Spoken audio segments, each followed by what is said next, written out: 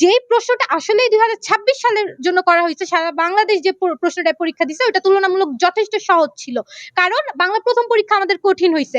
তো বোর্ডের যতটুকু আমরা পরীক্ষা দিয়ে আমরা জানি যে আমাদের হলো দুইটা মিলায়ে 160 তুলে এ প্লাস তুলতে হয়। একটা প্রশ্ন কঠিন হইলে দ্বিতীয়টা তুলনামূলক ভালোই সহজ হয়।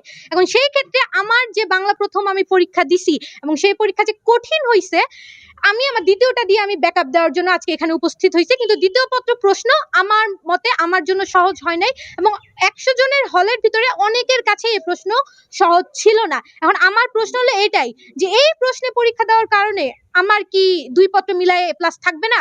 এটা তো তাহলে হলো না, কারণ আমি 2টা বছর কষ্ট করছি, আজকের এই 3 ঘন্টার জন্য আমি কষ্ট করছি। এখন এই সামান্য ভুলের কারণে যদি আমার এটাতে প্লাস চলে যায়, এটা দায়িত্ব কে নিবে? আমি 2026 সালে একজন পরীক্ষার্থী। আজকে আমাদের বাংলা দ্বিতীয় পত্র পরীক্ষা হয়েছে, কিন্তু এখানে একটা ভুল হয়ে গেছে। আমরা যে প্রশ্নে পরীক্ষা দিয়েছি ওটা ছিল 2025 সালের একটা কোয়েশ্চেন, যা একদমই ঠিক হয়নি। এটা কর্তৃপক্ষের নজর দেওয়া উচিত ছিল যে আমরা যাতে সঠিক প্রশ্নে পরীক্ষা দিতে পারি। এখন আমার পরীক্ষা কেমন হয়েছে এটা ডিপেন্ড করে না। সারা বাংলাদেশ যে কোয়েশ্চেনে পরীক্ষা দিচ্ছে আমি ওই কোয়েশ্চেনেই পরীক্ষা দিতে চাই, আমি ওইভাবে প্রিপারেশন নিছিলাম। কিন্তু এটা যে ওনারা আমাদের সাথে ভুল করলে এটা তো করা ঠিক হয় নাই। এখানে ওনারা কিভাবে মূল্যায়ন করবেন বিষয়টা আমি জানি না, কিন্তু সর্বোচ্চ গুরুত্ব দেওয়া উচিত এই জিনিসটার প্রতি।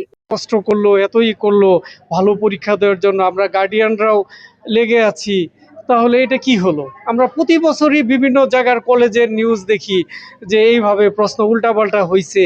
এইভাবে যদি আমাদের প্রতি বছরই যদি এগুলা হয়, তাহলে এগুলা দায়ভার কে নিবে? কে নিবে? আমরা স্যারদেরকে জিজ্ঞাসা করলে স্যাররা বলতেছে যে প্যাকেটের গায়ে তো 2026 ছিল, আমরা কি করব? তাহলে এই ভুলগুলা কার?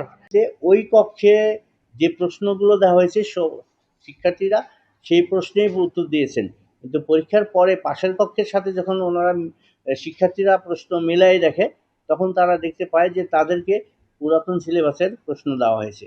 এমতো অবস্থায় আমরা বোর্ডের সাথে যোগাযোগ করি। তো ওনারা সিদ্ধান্ত, বোর্ডের সাথে কথা বললাম, বোর্ড আমাকে যেটি তথ্য সরবরাহ করলেন যে এই ধরনের ঘটনা বাংলাদেশে আরও 2টি প্রতিষ্ঠানে ঘটেছে।